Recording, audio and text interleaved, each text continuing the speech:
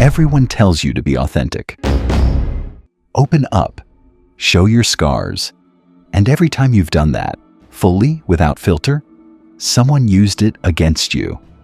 A confidence weaponized. A moment of honesty turned into a story you never agreed to tell. So you shut down. You built walls. And now people say you're cold, distant, hard to reach. There's a way between bleeding openly and freezing shut. It's called controlled vulnerability. Machiavelli wrote in The Prince, chapter 18, "Everyone sees what you appear to be. Few experience what you really are." The dog mistakes vulnerability for connection, shares everything, gets burned, then shares nothing. The wolf uses selected disclosure as a precision instrument.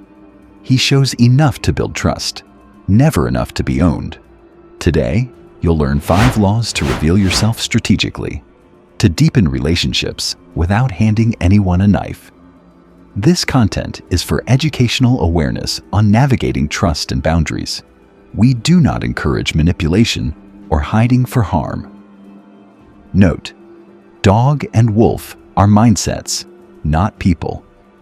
If you're done being either an open book or a locked door, type strategy in the comments. Let's dive in. Number 1. Grade your audience. Not everyone deserves the same version of you. The first law is simple.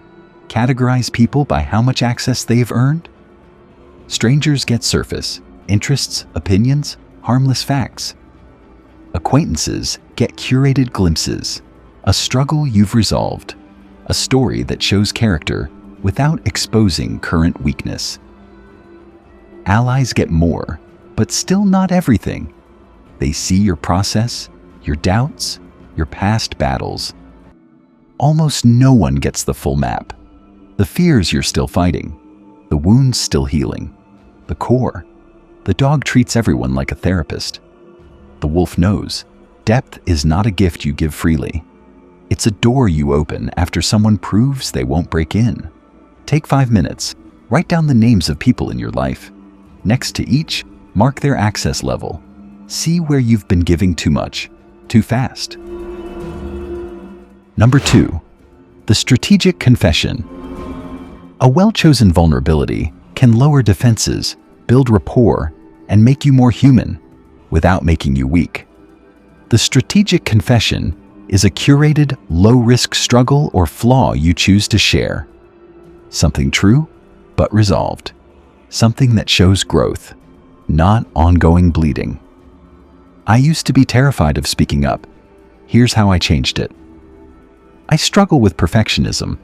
It took me years to learn that done is better than perfect. The dog confesses to be seen. The wolf confesses to connect and to demonstrate resilience. Identify one vulnerability you've already worked through.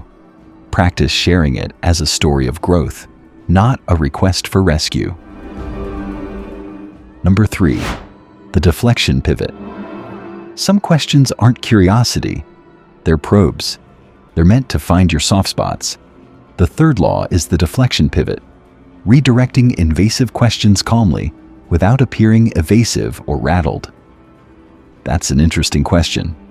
Why do you ask? I'm not ready to go there yet. Let's circle back. I'll share when I'm ready. The dog feels obligated to answer. The wolf knows you don't owe anyone access to your interior. The next time someone asks something that feels too personal too soon, use one of these pivots.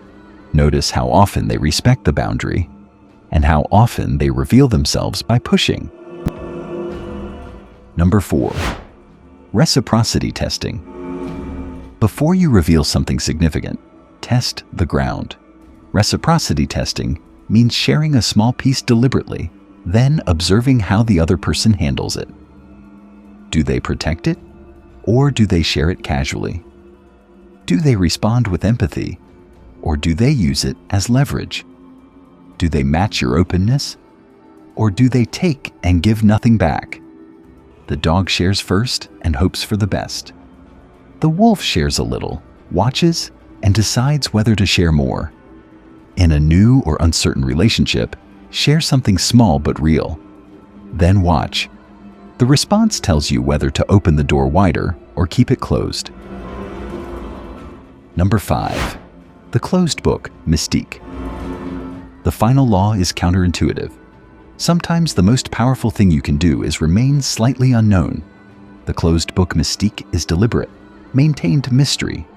You don't answer every question. You don't explain every move.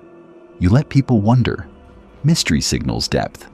It signals that there is more to you than what's visible, and people respect what they can't fully see. The dog believes transparency is always good. The wolf knows that the unknown commands more respect than the fully known. In one conversation this week, let a question hang. Don't rush to fill it. Let the silence suggest there's more beneath the surface.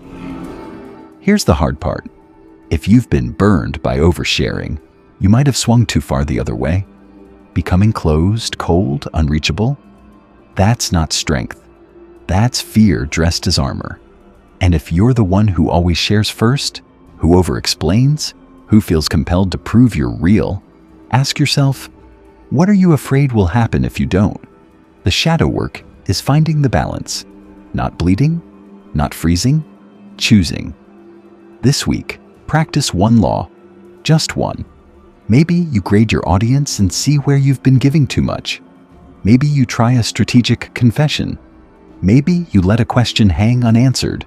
You're not trying to become a mystery to everyone.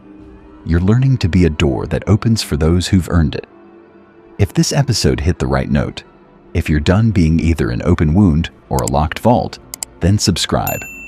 You're choosing to learn the middle way. In the next video, we go from choosing what to reveal to defending what you keep hidden. Psychological firewalls. Because once you know what to show, you need the scripts that stop gaslighting from ever landing. The dog bleeds openly or freezes shut. The wolf chooses. Type strategy in the comments.